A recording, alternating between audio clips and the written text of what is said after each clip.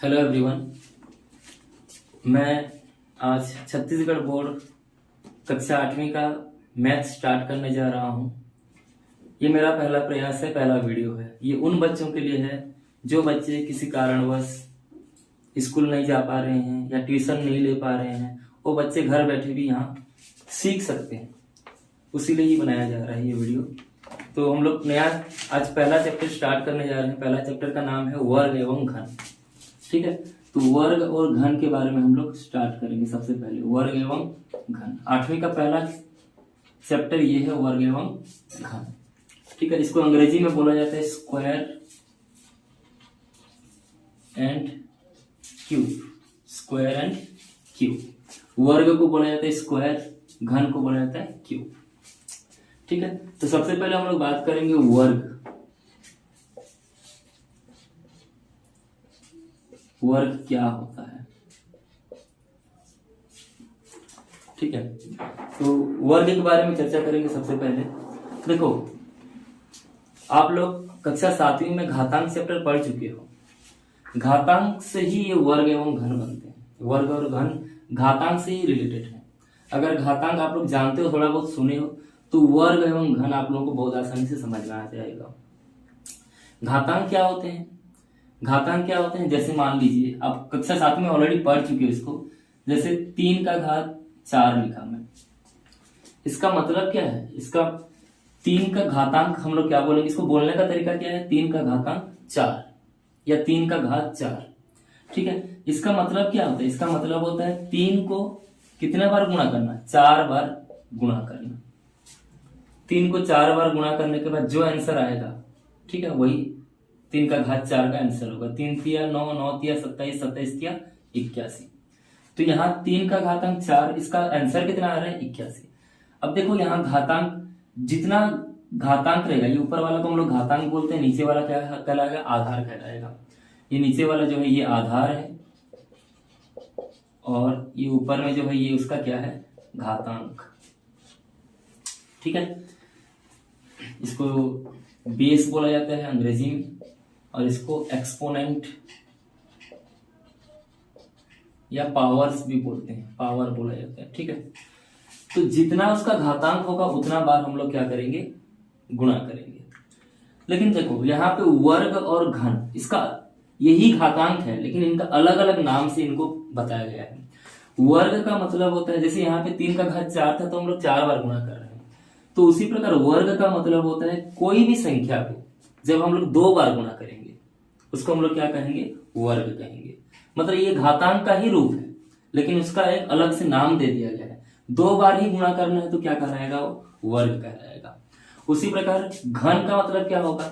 घन का मतलब यहाँ 2 बार गुणा कर रहे हैं वर्ग में, घन में हम लोग कितना बार गुणा करेंगे? 3 बार गुणा करेंगे। तो 3 बार जब हम लोग गुणा करते हैं तो उसका अलग से नाम बन जाता है। क्या कहलाता है? वो घन कहलाता है। 2 बार गुणा करेंगे तो उसका अलग से नाम क्या है? वर्ग कहलाएगा।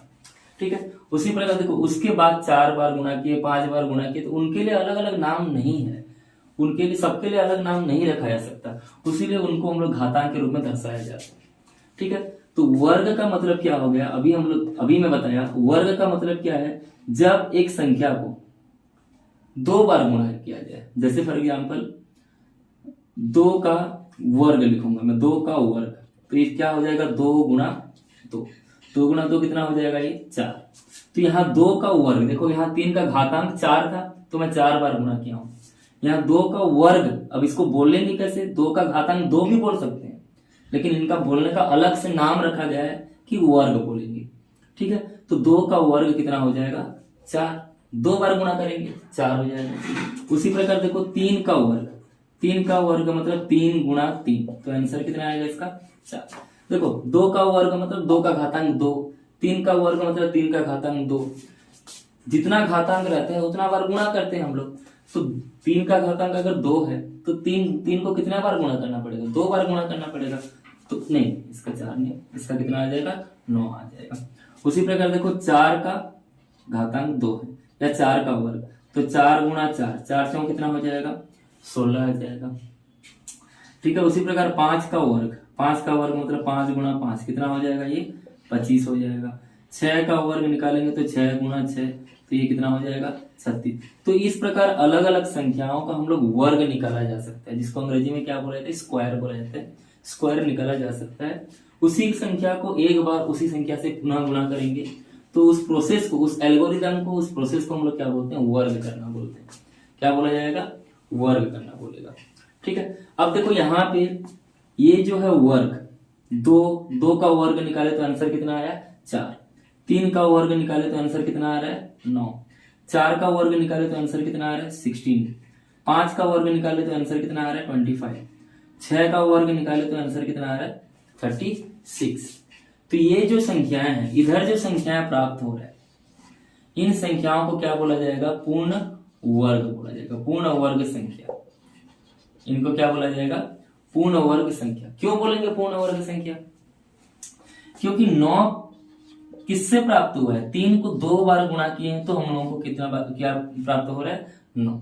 जब वर्ग, देखो यहाँ पर वर्ग दिया गया है तो वर्ग मतलब 2 बार गुणा, किसी भी संख्या को 2 बार गुणा करने के बाद जो आंसर प्राप्त होगा वो संख्या क्या कहलाएगा, एक पूर्ण वर्ग संख्या कहलाएगा। जैसे 9 है, 9 कैसे प्राप्त हुआ, 3 को 2 बार गुणा किए तो 9 प्राप्त हुआ। उसी प्रकार देखो 16 को प्राप्त करने के लिए क्या क्या करना पड़ेगा, 16 को 4 गुणा 4 करना पड़ेगा।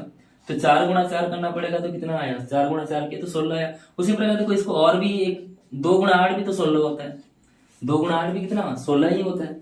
लेकिन क्या ये दोनों समान संख्याएं हैं क्या, नहीं है। तो समान संख्याओं का अगर हम लोग गुणा करेंगे, ठीक है, एक संख्या को उसी संख्या से गुणा करेंगे तो आंसर जो आएगा उसी को हम लोग क्या बोलेंगे, वो पूर्ण वर्ग संख्या कहलाएगा। समझ में आ गया सबको, ठीक है। वही संख्या को अगर एक बार गुणा करेंगे तो क्या हो जाएगा, 16। अब देखो ये तो छोटी छोटी संख्याएं हम लोग समझ जाएंगे कि ये पूर्ण वर्ग संख्या है, लेकिन कुछ ऐसे बड़े संख्याएं भी होते हैं जिनको ज्ञात करने, जो हम लोगों को समझना पड़ेगा कि पूर्ण वर्ग संख्या है या नहीं। उनका ज्ञात करने के लिए हम लोग अलग से तरीका निकाला गया है, जिसको क्या बोला जाता है, अभाज्य गुणनखंड बोला जाता है। क्या बोला जाता है, अभाज्य गुणनखंड विधि। तो अभाज्य गुणनखंड विधि द्वारा हम लोग अलग अलग संख्याएं, क्या वो पूर्ण वर्ग संख्या है अथवा नहीं है, उनके बारे में हम लोग जान सकते हैं। देखो जैसे यहाँ पे छोटी छोटी संख्याएं 36 हो गया, उसके बाद 7 का वर्ग निकालेंगे तो 7 गुणा 7 करेंगे तो 49 होगा। तो ये छोटी छोटी संख्याएं हैं जिनको हम लोग जान सकते हैं, देख के भी जाना जा सकता है कि ये पूर्ण वर्ग संख्या है या नहीं, ठीक है। लेकिन बड़ी संख्याएं दिया जाएगा, जैसे फॉर एग्जांपल 625 दे दिया, तो 625 दे दिया तो देख के तो जान नहीं सकते कि क्या ये पूर्ण वर्ग संख्या है या नहीं। तो इसके लिए क्या करना पड़ेगा, इसके लिए हम लोगों को एक प्रोसेस है, उस प्रोसेस के माध्यम से हम लोग पूर्ण वर्ग संख्या जाना जा सकता है, पहचाना जा सकता है कि क्या ये पूर्ण वर्ग संख्या है अथवा नहीं है, ठीक है।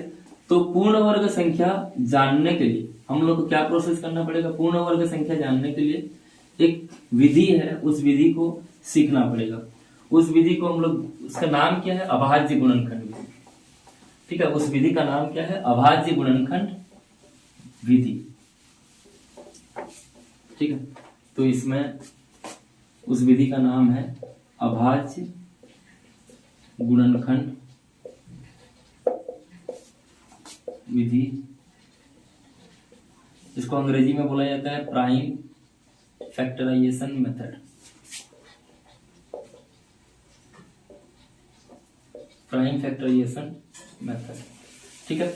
इस विधि की सहायता से हम लोग क्या करेंगे, कोई संख्या अगर पूर्ण वर्ग संख्या है अथवा नहीं है, उसको जानने के लिए, उसको जांच करने के लिए हम लोग अभाज्य गुणनखंड विधि का प्रयोग किया जाता है। जैसे अभी एग्जांपल लिया गया था 625। अब इस विधि में क्या करना है, इस विधि में देखो नाम से स्पष्ट है, अभाज्य गुणनखंड विधि। तो अभाज्य संख्याओं से इसका गुणनखंड करना है, मतलब इसको भाग देना है। कितना, कौन कौन से अभाज्य संख्याओं से ये भाग जाएगा। देखो सबसे पहले अभाज्य संख्या कहां से शुरू होता है, अभाज्य संख्या 2 से शुरू होता है। 2 के बाद कौन आएगा, 3 आएगा, 3 के बाद 5, 5 के बाद 7, 7 के बाद 11, 7, 11 के बाद कितना आएगा, 13। इस प्रकार अभाज्य संख्याएं आगे बढ़ती जाती हैं। अभाज्य संख्या में, अभाज्य संख्याओं का जो समूह है उसमें बस 2 ही एक ऐसी अभाज्य संख्या है जो सम संख्या होता है, बाकी सभी के सभी क्या संख्याएं होते हैं, विषम संख्या होते हैं। तो इन्हीं अभाज्य संख्याओं से हम लोग चेक करेंगे भाग देकर कि क्या ये पूर्ण वर्ग संख्या है अथवा नहीं है, ठीक है, तो सबसे पहले हम लोग 2 से चेक करना, अभाज्य गुणनखंड विधि से चेक करने के लिए हम लोग 2 से स्टार्ट करेंगे। तो क्या ये 2 से भाग जाएगा, 2 से भाग जाएगा या नहीं जाएगा, उसके लिए क्या करना पड़ेगा, उसकी इकाई की संख्या को देखना पड़ेगा।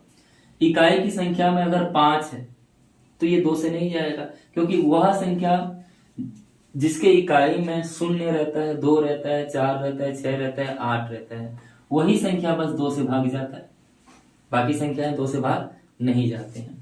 तो ये 2 से भाग नहीं जाएगा, 2 से भाग नहीं जाएगा तो कोई बात नहीं, उसके बाद अलग संख्या से चेक करेंगे। किससे चेक करेंगे, 3 से चेक करेंगे। 3 से चेक करने के लिए क्या करते हैं हम लोग, 3 से भाग जाएगा या नहीं जाएगा, उसके लिए क्या करना पड़ेगा, सभी संख्याओं का योग करेंगे। यहां देखो 6 धन 2, 6 धन 2 धन 5 सबको जोड़ेंगे, 6 2 8, 8 5 13, 13 में फिर एक बार इनको जोड़ा जा सकता है, तो क्या हो जाएगा 4। क्या 3 के पहाड़ा में 4 आता है, नहीं आता है। 3 के पहाड़ा में अगर 4 नहीं आता है, यानी कि 4 जो है 3 से भाग नहीं जा रहा है। 4 अगर 3 से भाग नहीं जा रहा है तो ये संख्या भी 3 से भाग नहीं जाएगा। ये उनका विधि है। उसी प्रकार देखो हम लोग 2 से भी भाग नहीं गया, 3 से भी भाग नहीं गया, तो अब चेक करेंगे किसके लिए, 5 के लिए। तो 5 से चेक करेंगे, तो 5 से भाग जाने के लिए क्या विधि है, विभाजकता नियम 5 के लिए क्या होता है कि जब जिसके इकाई में या तो 5 रहेगा या तो 0 रहेगा, वही 5 से भाग जाएगा, नहीं तो भाग नहीं जाएगा। तो इसके इकाई में 5 है, 5 है मतलब ये 5 से भाग जाएगा। ठीक है, 5 से भाग देने के लिए हम लोग क्या करेंगे, इसमें भाग देंगे इसको 5, 625 को 5 से भाग देंगे, तो ये कितने बार में जाएगा, सबसे पहले 5 एकम 5 इधर हासिल जाएगा, 6 में 5 जाएगा तो 1, यहाँ 12 हो जाएगा, 5 दूने 10, ठीक है, फिर 2 इधर आ जाएगा, 25 हो जाएगा, 5 25 25, तो 125 आ गया। ठीक है, पुनः इसको चेक करेंगे कि क्या ये 5 से भाग जाएगा। देखो जो संख्या पहले 625 था वो ना तो 2 से भाग गया ना तो 3 से भाग गया, तो सब किससे भाग गया, सीधा 5 से भाग गया। तो 5 से चेक करेंगे, तो उसके बाद जो संख्या आया है वो भी 2 3 से भाग नहीं जाएगा, क्योंकि पहली वाली संख्या गया ही नहीं था भाग। तो अब सीधा 5 से ही चेक करेंगे, तो क्या ये 5 से भाग जाएगा, चेक करते हैं। 5 से भाग देने के लिए क्या करना पड़ता है, उसके इकाई की संख्या या तो 0 होगा या तो 5 होगा। तो इसमें भी इकाई की संख्या कितना है, 5 है, तो ये भी किससे भाग जाएगा, 5 से भाग जाएगा। 5 से भाग जाएगा तो हम भाग देते हैं इसको। तो सबसे पहले तो कोई पहली संख्या लेते हैं, तो 1 5 से छोटा हो जा रहा है तो 2 संख्या लेना पड़ेगा, तो 12 आएगा। 5 के पहाड़ा में 12 आएगा क्या, नहीं आएगा, लेकिन उससे कम आता है कौन, 10, तो 5 दूने 10। ठीक है, अब 12 में 10 जाएगा तो 2 बचेगा, 2 इधर चला गया, 25 बन गया, तो 5 5 25, आंसर कितना आया, 25। उसके बाद ये फिर 25 किससे भाग जाएगा, 5 से जाएगा, जानते हैं हम लोग 5 5 25, फिर 5 एकम 5। अब देखो यहाँ 625 का अगर हम लोग अभाज्य गुणनखंड कर रहे हैं तो क्या क्या संख्याएं प्राप्त हुआ, ये सभी संख्याएं प्राप्त हुआ, 5 5 5 5। तो 625 को कैसे लिखा जा सकता है, 5 गुणा 5 गुणा 5 गुणा 5। ठीक है, 5 गुणा 5 गुणा 5 गुणा 5। तो 625 को लिखने के लिए 5 गुणा 5 गुणा 4 बार 5 लिखना पड़ेगा। अब देखो यहाँ पे अगर हम लोग 625 को पूर्ण वर्ग संख्या है अथवा नहीं है, इसको कैसे चेक करेंगे। पूर्ण वर्ग के लिए हम लोग क्या करते थे, वर्ग, वर्ग मतलब 2 बार गुणा करना। ठीक है, तो क्या यहाँ पे ऐसी संख्याएं हैं जो बार बार मतलब 2 बार गुणा हो रहा है, हाँ है। देखो यहाँ पे भी जोड़ी बन रहा है 2 का, 2 बार गुणा हो गया, ये भी 2 बार गुणा हो गया। ठीक है, तो यहाँ पे भी जोड़ी बन जा रहा है, यहाँ पे भी 2 का जोड़ी बन जा रहा है, तो ये पूरा पूरा जोड़ी बन जा रहा है। 2 का जोड़ी बनाएंगे, अगर पूरा पूरा जोड़ी बन जाएगा तो मतलब ये क्या कहलाएगा, ये पूर्ण वर्ग संख्या कहलाएगा। ठीक है, तो यहाँ 5 का जोड़ी एक बार बन जा रहा है, ये भी 5 का जोड़ी बन जा रहा है। कोई अलग से एक्स्ट्रा बच रहा है क्या, नहीं बच रहा है। तो अलग से एक्स्ट्रा अगर नहीं बचेगा, ठीक है, तो ऐसी संख्या जिनका अभाज्य गुणनखंड करने के बाद पूरा पूरा जोड़ी बन जाएगा, 2 का जोड़ी बन जाएगा, उन संख्याओं को हम लोग क्या बोला जाएगा, क्या कहते हैं, उन संख्याओं को हम लोग पूर्ण वर्ग संख्या कहा जाता है। समझ में आ गया सबको। पूर्ण वर्ग संख्या मतलब, पूर्ण वर्ग संख्या वह संख्या होता है जिसका अभाज्य गुणनखंड करने के बाद या जिनको गुणनखंड करने के बाद हम लोग समान संख्याओं का जोड़ी बनता है 2 बार। 2 का जोड़ी अगर हमेशा बार बार बन रहा है, कोई भी अलग से शेष नहीं बच जा रहा है, तो उसको हम लोग क्या बोलेंगे, पूर्ण वर्ग संख्या बोला जाएगा। ठीक है, तो 625 को क्या हम पूर्ण वर्ग संख्या कह सकते हैं, कह सकते हैं, क्योंकि इसमें 2 का जोड़ी बन जा रहा है, ये भी 2 का जोड़ी, कोई अलग से नहीं बच रहा है। ठीक है, मान लो यहाँ पे कोई अलग से और 5 आ जाता या 3 आ जाता या कुछ अलग संख्या आ जाता जो एक ही बार होता या जोड़ी नहीं बनता उसका, तो 625 को पूर्ण वर्ग संख्या नहीं बोल सकते। ठीक है, तो पूर्ण वर्ग संख्या होने के लिए क्या करना पड़ेगा, उसको अभाज्य गुणनखंड करने के बाद उनमें समान संख्याओं का जोड़ी बनाएंगे, दो दो का जोड़ी। अगर पूरा का पूरा जोड़ी बन जाता है तो अभाज्य संख्या मतलब वो जो संख्या है वो पूर्ण वर्ग संख्या बनेगा, नहीं तो पूर्ण वर्ग संख्या नहीं कहलाएगा। ठीक है, तो सबसे पहले वही था पूर्ण वर्ग संख्याओं को पहचानना। ठीक है, अब देखिए यहाँ पे कुछ प्रश्न दिया है, जैसे हाँ कुछ अभ्यास के लिए प्रश्न दे दिया है, इस प्रश्न को बना के देखते हैं। ठीक है, सबसे पहले हम लोगों को सीखना है कि पूर्ण वर्ग संख्या कैसे ज्ञात करेंगे, पूर्ण वर्ग संख्या क्या होते हैं। तो यहाँ कुछ एग्जांपल्स दिया है, कुछ प्रश्न दे दिया। देखो सबसे पहले 164 दिया है। ठीक है, 164 क्या है, ये पूर्ण वर्ग संख्या होगा, कैसे जानेंगे, वही विधि है, अभाज्य गुणनखंड करेंगे। अभाज्य गुणनखंड करने के लिए सबसे पहले किससे भाग देना पड़ेगा, 2 से भाग देना पड़ेगा, क्योंकि अभाज्य संख्या तो 2 से शुरू होता है, तो 2 से भाग देंगे। तो क्या ये 2 से भाग जाएगा, चेक करना पड़ेगा पहले 2 से भाग जाएगा या नहीं जाएगा। तो 2 से भाग कब जाता है, जिसके इकाई में 0, 2, 4, 6, 8 रहता है, तभी 2 से भाग जाएगा। तो इसके इकाई में 4 है ना यहाँ पे।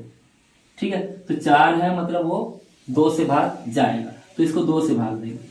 2 से भाग देंगे तो कितने बार में जाएगा, देखो सबसे पहले एक संख्या लेते हैं, तो एक संख्या 1 आ रहा है, 2 से छोटा हो जाएगा तो 2 संख्या लेना पड़ेगा, तो ये कितना हो जाएगा, 2 8 16 आ जाएगा। फिर ये 4 बच जा रहा है, तो 2 दूने 4। ठीक है, अब फिर इसको चेक करेंगे, फिर क्या किससे भाग जाएगा, ये 2 से भाग जाएगा या नहीं जाएगा, चेक करना पड़ेगा।